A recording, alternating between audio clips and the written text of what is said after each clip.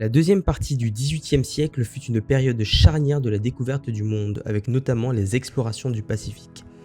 Cette dynamique est illustrée par Joseph Banks, naturaliste britannique passionné de botanique qui participa au premier voyage de James Cook autour du monde. C'est d'ailleurs à lui que l'on doit le fait de connaître l'eucalyptus en Europe ainsi que le premier à avoir ramené des spécimens de kangourous. Ce premier voyage à bord d'un navire commandé par James Cook quitte l'Angleterre à destination des mers du Sud le 26 août 1768. Ce fut l'occasion de cartographier une partie du Pacifique ainsi que de prendre des mesures astronomiques à l'occasion du transit de Vénus, et ce, afin d'améliorer le calcul de la longitude. En gros, il créait en quelque sorte le GPS de l'époque. Notre cher Banks décide donc de monter à bord de cette expédition en tant que figure scientifique afin de réaliser un inventaire du vivant. Arrivés à Tahiti, les voyageurs sont particulièrement bien accueillis par les autochtones, si bien reçus que les femmes tahitiennes donnent gentiment de leur personne sans rien attendre en retour aux pauvres marins esseulés par ce dur périple. Cependant, cela change rapidement, et au fur et à mesure, elles demandent des cadeaux de plus en plus importants aux marins. Se pose ainsi la question du caractère corrupteur de la civilisation européenne. Au cours de ce voyage, Joseph Banks rencontre Tupaya, un Tahitien pilote de navire, ancien conseiller politique d'une reine locale, prêtre, musicien et traducteur. On peut dire qu'il était polyvalent, avec lequel il se lie d'amitié.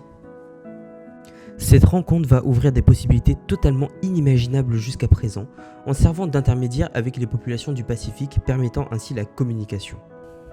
Le pauvre Tupaya meurt malheureusement d'une fièvre tropicale pendant le retour du navire, alors qu'il devait revenir en Europe avec les marins afin de découvrir cette partie du monde. Au-delà de son statut d'intermédiaire, d'interprète, Tupaya était aussi un artiste. Il nous a transmis son interprétation matérielle et symbolique des échanges qu'il a eus avec les autres tribus à travers ses aquarelles. Tout au long de son voyage, Banks a pris soin de ne pas abîmer ses prélèvements.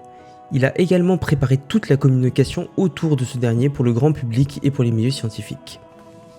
Une fois de retour en Angleterre, en juillet 1771, il a fait peindre un grand tableau le représentant avec de nombreux objets rapportés des îles, afin de montrer les vrais trésors de son voyage qui ne sont plus des richesses matérielles comme ce fut le cas pour les Amériques, mais qui sont les témoins de la rencontre chargée d'histoire et de valeurs humaines avec une symbolique extrêmement forte.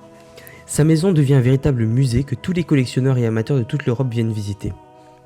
Malheureusement, une fois rentré, il est pris pour cible par les tabloïds de l'époque qui le tournent en ridicule et tentent de tout savoir sur ses prétendues aventures sexuelles avec les Tahitiennes.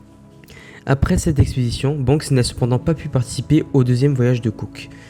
Il est devenu président de la Royal Society, l'Académie des sciences, ce qui lui permit, jusqu'à la fin de sa vie, d'être le parrain de très nombreuses expéditions à travers le monde, l'Amérique, l'Afrique, l'Australie ou encore les pôles. Les trois voyages de Cook ont permis de changer radicalement le regard de l'Européen sur l'autre, du moins pour cette époque.